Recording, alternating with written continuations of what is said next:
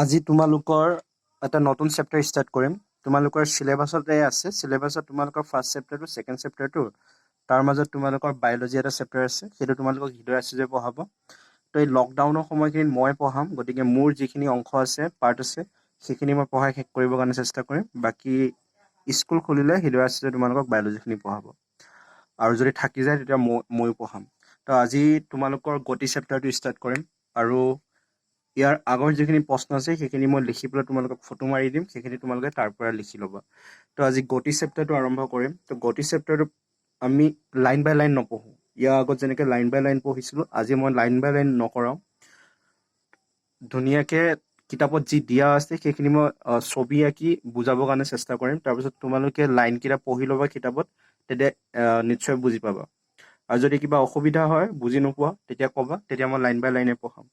কাৰণ তোমালোকে যদি বুজি নোপোৱা পঢ়াইটো লাভ নাই ন। গতিকে সেইটো তোমালোকৰ ওপৰত ডিপেণ্ড কৰিব। তোমালোকৰ যদি এনেকৈ পঢ়ি ভাল লাগে মোক ক'বা, মই এনেকৈয়ে পঢ়াম। যদি লাইন বাই লাইন পঢ়াব লাগে তেতিয়াও কৈ দিবা, লাইন বাই লাইন পঢ়াম।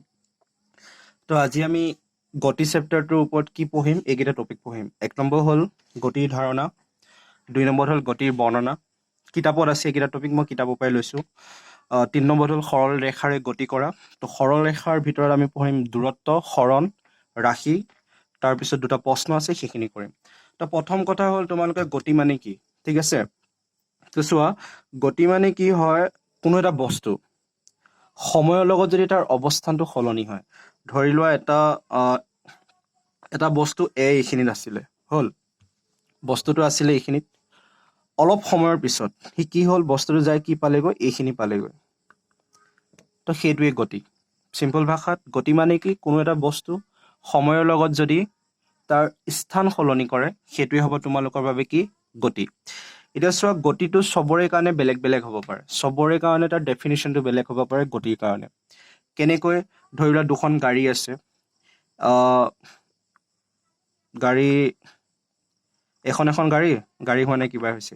ধৰি লোৱা এখন গাড়ী, বি এখন গাড়ী, সিহঁতে একে ৰাস্তাতে গৈ আছে। ইয়াৰ স্পীড হ'ল তোমালোকৰ 30 কিলোমিটাৰ প্ৰতি ঘণ্টাত, হ'ল। আৰু বি গাড়ীখনৰ ধৰি লোৱা তোমালোকৰ 25 কিলোমিটাৰ প্ৰতি ঘণ্টাত।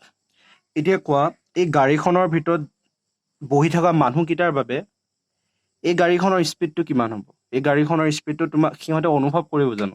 সেই মানুহকেইটাই, যে গাড়ীখনৰ ভিতৰত বহি থকা মানুহকেইটাই সেই গাড়ীখন কিমান স্পীডত গৈছে কিন্তু অনুভৱে নকৰিব, হৈছে।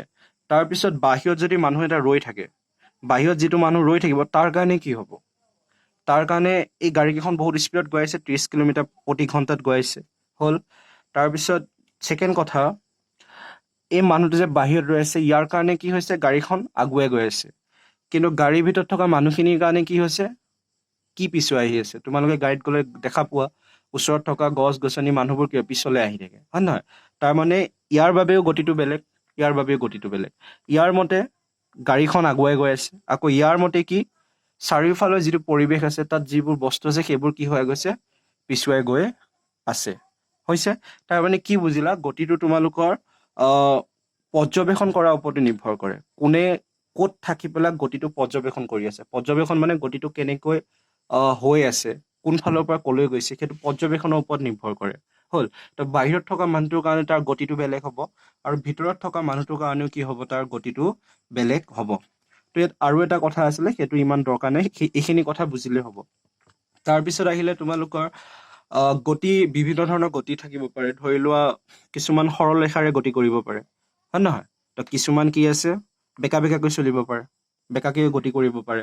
বা এই সৰল ৰেখাত যোৱাৰো এটা বেলেগ নাম থাকিব, বা এনেকৈ বেকা বেকিকৈ যোৱাৰ কাৰণেও এটা বেলেগ নাম থাকিব, বা এনেকৈ বৃত্তাকাৰ আকাৰত যদি সি গতি কৰে, তাৰো এটা বেলেগ নাম থাকিব। তাৰপিছত যদি আৰু কিবা এনেকুৱা এটা থাকে, এনেকুৱা দেখিছে চাগে তোমালোকে, ক্লাছ 8ত আছিল নেকি, দোলন বুলি কোৱা এটা আছিলে। তো ইয়াৰ নামটো তোমালোকৰ কি হ'ব, বেলেগ হ'ব। তো মানে গতিৰ বিভিন্ন প্ৰকাৰৰ থাকে। তো সেইবোৰ তোমালোকে আগৰ ক্লাছত পাবা, যদি 11-12ত ছায়েন্স পঢ়া। তো গতিকে তোমালোকে তেনেকৈ পাই গৈ থাকিবা। এতিয়া আমি এই চেপ্টাৰটোত এটা গতি কথাই পঢ়িম, যিটো হৈছে তোমালোকক সৰল ৰেখাত গতি কৰা। সৰল ৰেখাত গতি কৰাটোকে ইয়াত তোমালোকক পঢ়াব। তাৰ ভিতৰত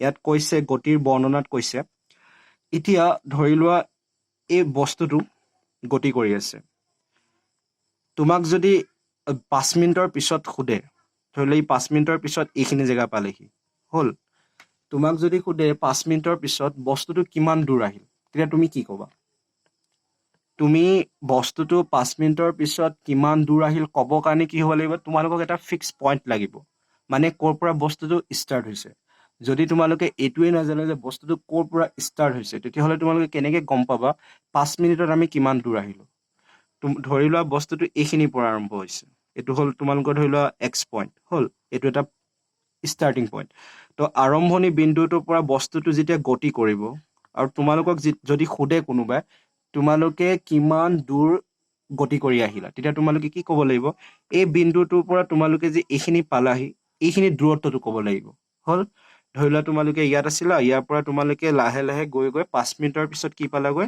এইখিনি পালাগৈ হৈছে এইখিনি পালাগৈ ইয়াতে তোমালোকক মানুহ এটাই সুধিলে যে তোমালোকে কিমান দূৰৰ পৰা আহিছা বা কিমান দূৰ তোমালোকে গতি কৰি আহিলা তেতিয়া তোমালোকৰ মনত কি হ'ব লাগিব আমি আৰম্ভ ক'ৰ পৰা কৰিছিলোঁ নিশ্চয় আমি আৰম্ভ ইয়াৰ পৰা কৰিছিলোঁ তো এইখিনিৰ মাজৰ দূৰত্বখিনি তোমালোকে ক'ব লাগিব আমি কিমান দূৰ আহিলোঁ বুলি যদি তোমালোকৰ কোনো আৰম্ভণি বিন্দুৱে নাথাকে তেতিয়াহ'লে তোমালোকে কেনেকৈ ক'বা কিমান দূৰ আহিলোঁ বুলি যেনেকৈ ধৰি লোৱা তোমালোকে ঘৰৰ পৰা স্কুল যোৱা তোমালোকক যদি সোধে যে কিমান দূৰ হয় তোমালোকৰ স্কুলখন তেতিয়া তোমালোকে কি ক'বা ক'ৰ পৰা কিমান দূৰ হয় প্ৰথম প্ৰশ্ন হ'ব ক'ৰ পৰা কিমান দূৰ হয় তো তেতিয়া হ'ব যে ঘৰৰ পৰা কিমান দূৰ হয় যদি তোমালোকক ডাইৰেক্ট কোনোবাই প্ৰশ্ন সোধে যে তোমালোকৰ স্কুলখন কিমান দূৰ সেইটো তোমালোকে উত্তৰ দিব নোৱাৰিবা কিন্তু যদি সোধে ঘৰৰ পৰা কিমান দূৰ বা বজাৰৰ পৰা কিমান দূৰ তেতিয়া তোমালোকে উত্তৰ দিব পাৰিবা তো সেই বিন্দুটোক ইয়াত তোমালোকৰ কি কৈছে প্ৰসংগ বিন্দু কিতাপখনৰ পেজ নাম্বাৰ 98ত চাবা একে তলত লিখা আছে প্ৰসংগ বিন্দু বুলি হ'ল যিটো বিন্দু মানে আমি ধৰোঁ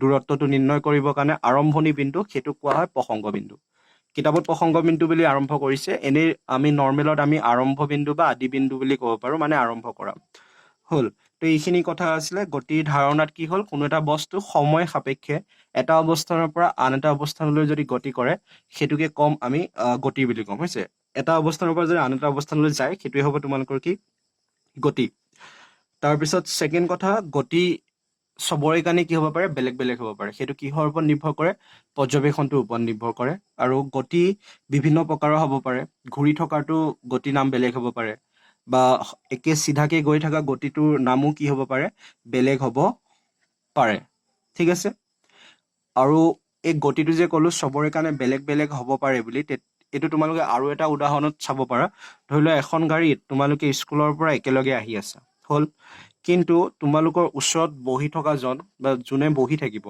সি গতি কৰি থকা নিচিনা লাগিব জানো তোমাৰ নালাগে ন সি ৰৈ থকা নিচিনা লাগিব তোমাৰ ওচৰতে সি বহি আছে গতিকে সি ৰৈ থকা নিচিনা লাগিব কিন্তু গাড়ীৰ বাহিৰত থকা মানুহখিনিৰ কাৰণে কি হ'ব তোমালোক দুইটাই কি হৈ থাকিব গতি কৰি থাকিব তো সেইফালৰ পৰা আমি ক'ব পাৰোঁ যে গতি কিহৰ ওপৰত নিৰ্ভৰ কৰে পৰ্যবেক্ষণ কৰোঁতাজনৰ ওপৰত নিৰ্ভৰ কৰে গতিটো কি হৈ আছে তো পৰ্যবেক্ষণ কৰাজন ক'ত আছে সেইটোহে নিৰ্ভৰ কৰিব গতিটো কেনেকুৱা প্ৰকাৰৰ ঠিক আছে তাৰপিছত এতিয়া আহিব আমাৰ সৰল ৰেখা তো দুটা হৈ গৈছে গতিৰ ধাৰণা আৰু গতিৰ বৰ্ণনাত সেই কিতাপত অকণমানি দিছে প্ৰসংগ বিন্দু তো সেইটো কথাকে ক'লোঁ য'ৰ পৰা মানে তোমালোকে হিচাপ কৰিবা কিমান দূৰ আহিলা সেইটোৱে তোমালোকৰ হ'ব কি প্ৰসংগ বিন্দু এতিয়া তোমালোকৰ আহিলে সৰল ৰেখাত গতি তো সৰল ৰেখাত গতি ইয়াত আমি সৰণ পঢ়িম তোমালোকে ক্লাছ 8ত পাইছিলা সৰণ চাগে পাইছিলা মানে পাবাই হ'ল তাৰপিছত এতিয়া সৰল ৰেখা গতি মানে কি হ'ব বস্তু এটা ধৰি লোৱা ইয়াৰ পৰা আৰম্ভ হ'ল ধৰি লোৱা এটা অ' বিন্দু এইখিনিৰ পৰা আৰম্ভ হ'ল তো সি প্ৰতিটো কি কৰিছে তোমালোকৰ কিতাপত দিয়া আছে এটা ছবি চাবা 5 ছেকেণ্ডৰ মূৰে মূৰে সি এটা দূৰত্ব গতি কৰিছে 5 কিলোমিটাৰ এইখিনি 5 কিলোমিটাৰ 10 কিলোমিটাৰ এনেকৈ সি আহিছে মানে এটা এটা সময়ৰ ব্যৱধানত সি ইমানখিনিকে আহিছে ধৰি লোৱা এইখিনিৰ পৰা হ'ল 1 ছেকেণ্ডত সি 5 কিলোমিটাৰ আহিলে ধৰি লোৱা তাৰ পিছৰ ছেকেণ্ডত সি 10 কিলোমিটাৰ পালে মানে প্ৰতিটো ছেকেণ্ডতে সি 5কে গতি কৰি আছে তাৰ 3 নম্বৰ ছেকেণ্ডত সি কিমান পালে সি 15 কিলোমিটাৰ তাৰপিছত যাব 20-25 কিতাপত দিয়া আছে তোমালোকৰ তেনেকৈ চাই ল'বা মই ছবিটো দেখাই দিছোঁ এইটো ছবিৰ কথা কৈ আছোঁ মই দেখিছা মানে এই 0ৰ পৰা ষ্টাৰ্ট হৈছে তো প্ৰতিটো 5কে বাঢ়ি আহি আছে মানে প্ৰতিটো ছেকেণ্ডতে বা প্ৰতিটো সময়ৰ অন্তৰালত সি সমান দূৰত্ব কি কৰিছে অতিক্ৰম কৰিছে হ'ল তো ইয়াৰো এটা নাম আছে ইয়াৰ পিছত পাবা পিছৰ পেজটোতে আছে, সেইটো বেলেগ এটা ভিডিঅ'ত ক'ম। তো আজি কি খালি সৰল ৰেখাৰ গতি। তো এতিয়া বস্তুটো কি হ'ল তোমালোকৰ আৰম্ভই ক'ৰ পৰা কৰিছে, শূন্যৰ পৰা আৰম্ভ কৰিছে, আৰু কেনেকুৱাকে গতি কৰিছে, সৰল ৰেখাত গতি কৰিছে। ধৰি লোৱা এইখিনিৰ পৰা তোমালোকৰ নাম দিলো এ, এইখিনিৰ নাম দিলো তোমালোকক বি হ'ল। এই একেটা বস্তুকে কিতাপতো দিয়া আছে, তাত যেনেকে দিয়া আছে তোমালোকে পঢ়িলেই হ'ল। মই ইয়াত সেইটোকে বুজাই দিছো, খালি নামকেইটা মই অলপ বেলেগ বেলেগ ধৰণে দিছো, যাতে তোমালোকৰ অলপ ব্ৰেইনটো চলে, নহ'লে বন্ধ কৰি ৰাখিছে চাগে। গতিকে এতিয়া যদি তোমালোকক সোধে ঔ আৰু এৰ মাজত দূৰত্ব কিমান, তেতিয়া তোমালোকে কি ক'বা? এই চিত্ৰটো চাবা, ঔ আৰু এৰ মাজত দূৰত্ব তোমালোকৰ কিমান কিলোমিটাৰ হ'ব? এইখিনিৰ পৰা এইখিনিলৈ 20 কিলোমিটাৰ হ'ল। ঔ এৰ দূৰত্ব তোমালোকৰ কিমান হ'ব? 20 কিলোমিটাৰ। ঠিক আছে। তাৰপিছত যদি তোমালোকক কয় যে ঔ পৰা এৰ হৰণ কিমান, তো এতিয়া কথা হ'ল হৰণ কি? চোৱা, তোমালোকে ক্লাছ 8, 6, 7 ক'বাত নহয় ক'বাততো পাইছা, হৰণৰ ডেফিনেশ্যন পাইছা। হৰণ হ'ল যদি এটা বস্তু কোনো এটা বিন্দুৰ পৰা আৰম্ভ কৰে, হৈছে ধৰি লও এটা বিন্দুৰ পৰা আৰম্ভ কৰিল, সি গোটেই দিনটো ঘূৰি পকি আহি আকৌ এটা বিন্দু পালেহি, তেতিয়া তোমালোকৰ কিমান দূৰ সি গোটেই দিনটো ঘূৰিলে সেইটো দৰকাৰ নহয় আমাক। সি একে লাষ্টত আহি ক'ত ৰ'ল, সেই আৰম্ভ কৰা বিন্দুটো আৰু শেষ হোৱা বিন্দুটোৰ মাজত দূৰত্বক কোৱা হয় হৰণ। হ'ল। ধৰি লোৱা তোমালোকে ৰাতিপুৱা ঘৰৰ পৰা স্কুল আহিলা, আকৌ স্কুলৰ পৰা যোৱা সময়ত দোকান এখনত সোমাই ৰৈ গ'লা। এতিয়া তোমালোকক যদি সোধে তোমাৰ হৰণ কিমান, তেতিয়াহ'লে তুমি সেই ঘৰখন আৰু দোকানখনৰ দূৰত্বটো ক'ব লাগিব। তুমি স্কুল আৰু ঘৰৰ দূৰত্ব ক'লে নহ'ব। তাৰমানে হৰণ হৈছে কি, কোনো এটা বস্তু যেতিয়া গতি আৰম্ভ কৰিব, বস্তুটো আৰম্ভ কৰা বিন্দুৰ পৰা একদম অন্তিম বিন্দুটোৰ মাজত দূৰত্বটো কি কোৱা হয়? হৰণ বুলি কোৱা হয়। তো হৰণৰ ডেফিনেশ্যন সেইটো কিতাপত আছে। কিতাপত ক'ত আছে তোমালোকে লিখি ল'বা। বস্তু এটাৰ প্ৰাৰম্ভিক আৰু অন্তিম অৱস্থানৰ মাজৰ নিম্নতম দূৰত্ব, আটাইতকৈ কম দূৰত্বটোক কি কোৱা হয়? হৰণ বুলি কোৱা হয়। তো এতিয়া চোৱা, মই কৈছো বস্তুটো ঔ পৰা ষ্টাৰ্ট হৈছে, ষ্টাৰ্ট হৈ ক'ত ৰৈছে? এত ৰৈছে। তেতিয়াহ'লে ঔ আৰু এৰ মাজত দূৰত্ব কিমান হ'ল? 20 কিলোমিটাৰ হ'ল। এতিয়া সি আৰম্ভ কৰিছিলে ইয়াৰ পৰা, শেষ কৰিছে ইয়াত, তেতিয়াহ'লে ইহঁতৰ হৰণো কিমান হ'ব? তোমালোকৰ 20 কিলোমিটাৰেই হ'ব। ঠিক আছে, ইহঁতৰ হৰণো কিমান হ'ব? 20 কিলোমিটাৰে হ'ব। তাৰ মানে ইয়াত যে মই এটা প্ৰশ্ন লিখিছিলো, দূৰত্ব আৰু হৰণ সমান নে? এই কথাটোৰ পৰা কি গম পালা? দূৰত্ব আৰু হৰণ কি হ'ব পাৰে? সমান হ'ব পাৰে। তো দূৰত্ব মানে কি? কোনো এটা বস্তু কিমান দূৰ অতিক্ৰম কৰিলে সেইটো হ'ল তোমালোকৰ কি? দূৰত্ব। আৰু হৰণ কি হৈছে? কোনো এটা বস্তু আদি বিন্দু বা প্ৰাৰম্ভিক বিন্দু আৰু অন্তিম বিন্দুৰ মাজৰ দূৰত্বটো হ'ব, সেইটো তোমালোকৰ হৰণ হৈছে। এতিয়া যদি মই কওঁ যে বস্তুটো প্ৰথমে ঔ পৰা আৰম্ভ কৰিলে, ঔ পৰা আৰম্ভ কৰি এ লৈ গ'ল, এৰ পৰা বি লৈ গ'ল, এইখিনি মই আৰু এটা বিন্দু দিলো চি হ'ল। প্ৰথমে সি ঔ পৰা এ লৈ গ'ল, এৰ পৰা বি লৈ গ'ল, বিৰ পৰা সি চি লৈ আহিলে। ঠিক আছে, ঔ পৰা এ লৈ গ'ল, আকৌ এৰ পৰা বি লৈ গ'ল, বিৰ পৰা আকৌ ক'লৈ আহিল? চি লৈ আহিল। এতিয়া হৰণ কিমান? এতিয়া তোমালোকৰ হৰণ কি হ'ব? ঔ আৰু চিৰ মাজৰ দূৰত্বটো, এই বস্তুটো এতিয়া হৰণ কিমান হ'ব? তোমালোকৰ 10 কিলোমিটাৰ, কাৰণ ঔ আৰু চিৰ বিন্দুৰ মাজৰ কিমান আছিলে? 10 কিলোমিটাৰ। আকৌ কৈছো মই, ধৰি লওঁ বস্তুটো ঔ পৰা গতি কৰি এ পালেগৈ, এৰ পৰা সি আকৌ বি লৈ গ'ল, বিৰ পৰা আকৌ সি ক'লৈ আহিল? চি লৈ আহিল। তেতিয়াহ'লে বস্তুটো গতি কৰোঁতে হৰণ কিমান হ'ব? আৰম্ভ বিন্দু আছিল এইটো, অন্তিম বিন্দু আছিল এইটো, গতিকে ইহঁতৰ মাজৰ যিটো দূৰত্ব সেইটোৱে হ'ব তোমালোকৰ কি? হৰণ। ঠিক আছে।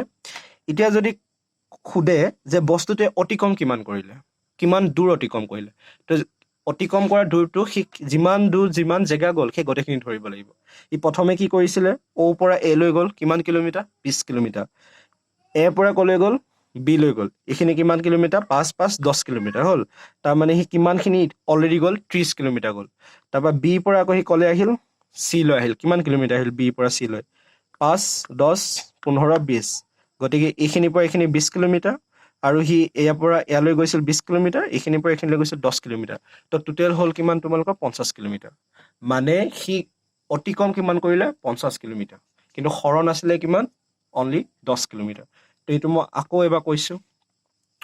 ধৰি লওঁ মই কিতাপৰ চিত্ৰটোকে লৈ পেলাই তোমালোকক কৈছোঁ। কিতাপৰ চিত্ৰটো চোৱা, তাত নহ'লে আকৌ তোমালোকে খেলি মেলি লাগিব ন কিতাপৰ চিত্ৰটো নকলে বুলি। তো ইয়াত যদি চাওঁ, তাত কি হৈছে, কোনো এটা বস্তু ক'ৰ পৰা আৰম্ভ হৈছে, অ'ৰ পৰা আৰম্ভ হৈছে।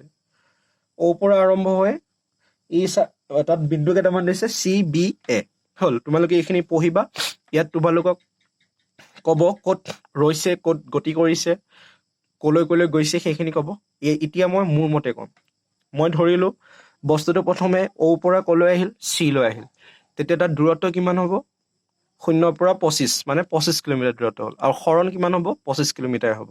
কাৰণ আৰম্ভ বিন্দু আৰু অন্তিম বিন্দুৰ মাজত দূৰত্ব কিমান? 15 কিলোমিটাৰ। তাৰপিছত ধৰা অ'ৰ পৰা সি C লৈ আহিল, আকৌ Cৰ পৰা সি B লৈ আহিল, তাৰপৰা আকৌ Bৰ পৰা সি C লৈ গ'ল। হ'ল, কি হ'ল, প্ৰথমে সি অ'ৰ পৰা কলৈ আহিল? C লৈ আহিল, মানে OC। তাৰপিছত সি আকৌ Cৰ পৰা কলৈ আহিল? B লৈ আহিল, তাৰমানে সি CB।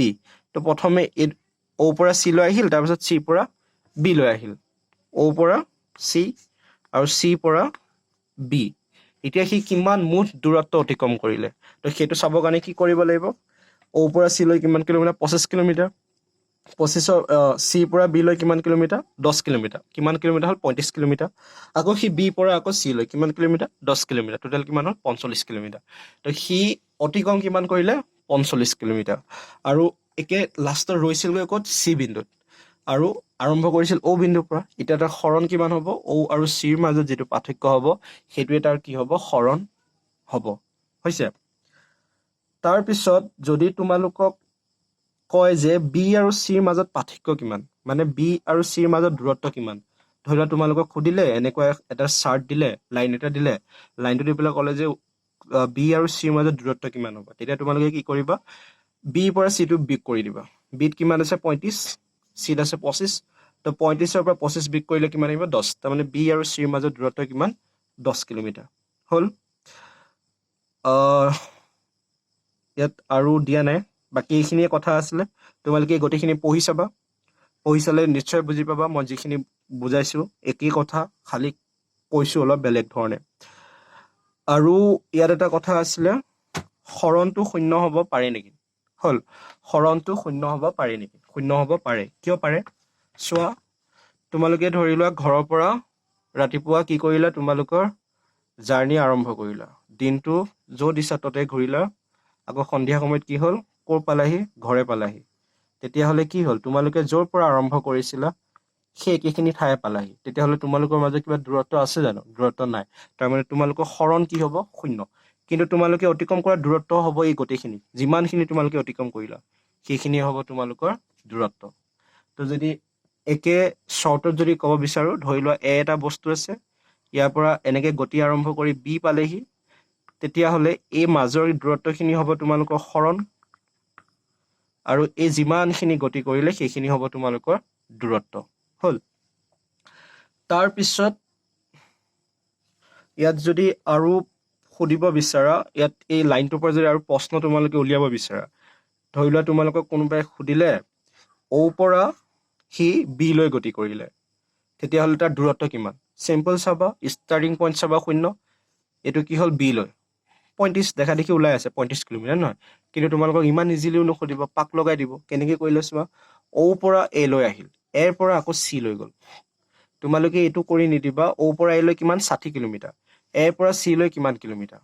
সেইটো উলিয়াই ল'ব লাগিব, তাৰপিছত যোগ কৰিব লাগিব। এইটো মই কৰি দিছোঁ চোৱা। ধৰি লোৱা তোমালোকক সুধিলে অ'ৰ পৰা A লৈ আহিল, তাৰপিছত আকৌ C পালেগৈ। এতিয়া সিহঁতৰ মুঠ দূৰত্ব উলিওৱা কিমান অতিক্ৰম কৰিলে। চোৱা, অ'ৰ পৰা A লৈ আহিল, অ'ৰ পৰা A লৈ কিমান কিলোমিটাৰ? 60 কিলোমিটাৰ। তো এইটো লিখিবা OA। হ'ল, OA দূৰত্বটো। তাৰপিছত সি আকৌ কি পালে? এৰ পৰা C লৈ গ'ল। হৈছে, এৰ পৰা C লৈ। এইটো তোমালোকে কি কৰিব লাগিব? যোগ কৰিব লাগিব। হৈছে, অ'ৰ পৰা A লৈ দূৰত্ব কিমান হ'ব চোৱা। অ'ৰ পৰা A লৈ কিমান দূৰত্ব? 60 কিলোমিটাৰ। কিন্তু এৰ পৰা C দূৰত্বটো তোমালোকে চাই ক'ব নোৱাৰিবা। তাৰ কাৰণে কি কৰিব লাগিব? এই এৰ পৰা Cটো বিয়োগ কৰি দিয়া। এৰ পৰা Cটো বিয়োগ কৰি দিবা। যে ডাঙৰটো বা সৰুটো বিয়োগ হয়, এইটো জানাই দূৰত্বৰ ক্ষেত্ৰত, আৰু হয় নহয়? তো 60 পৰা 25টো বিয়োগ কৰা কিমান আহিব? 35। তো ইফালে আছিলে 60। তো এনচাৰ তোমালোকৰ কিমান আহিব 95 কিলোমিটাৰ হ'ল গতিকে সেই কিমান কিলোমিটাৰ অতিক্ৰম কৰিব 95 কিলোমিটাৰ ইয়াতো তোমালোকে এইটো দিছে সেই মই কোৱাটোকে দিলে কৈছে চাগে পঢ়ি চাবা OA প্লাছ AC হয় নহয় তো প্ৰশ্নটোৰ ওপৰত ডিপেণ্ড কৰিব তোমালোকে কেনেকৈ উলিয়াবা আৰু যদি ইমান অংক চংক বুজি নোপোৱা অলপ মাথাটো অলপ ইউজ কৰিবা এনেই বুজি পাবা বস্তুটো কাৰণ প্ৰশ্নটো কৈছে কি প্ৰথমে সি O পৰা A লৈ আহিল এৰ পৰা আকৌ C লৈ গ'ল প্ৰথমতে আমি উলিয়াব লাগিব O পৰা A লৈ আহোঁতে সি কিমান দূৰ গ'ল তাৰপৰা এৰ পৰা C লৈ আকৌ কিমান দূৰ গ'ল আৰু এনেকৈ গণিলৈ হ'ল 5 10 15 20 25 30 35 কিলোমিটাৰ ওলাই আছে হয় নহয় ঠিক তেনেদৰে এতিয়া নেক্সট কথাটো হ'ল ৰাশি এই ৰাশিটো কি তো এইটো মই লিখি দিছোঁ এইটো তোমালোকে কেতিয়াও পাহৰিব নোৱাৰিবা এইটো তোমালোকৰ লাগি থাকিব ৰাশি মানে কি হয় যেনেকৈ এতিয়া মই দূৰত্ব কৈ আছোঁ ন তো দূৰত্বটো তোমালোকে যদি চোৱা তাত হেৰিহে লিখিব পাৰিবা 5 কিলোমিটাৰ বুলি লিখিব পাৰিবা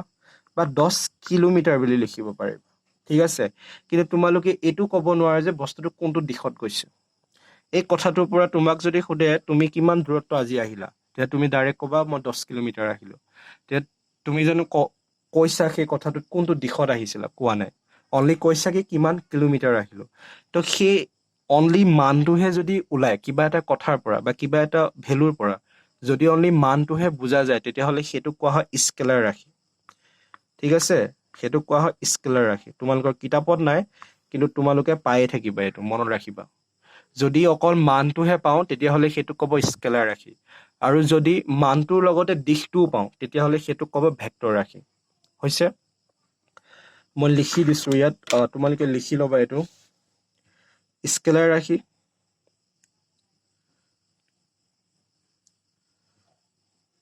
আৰু ভেক্টৰ ৰাশি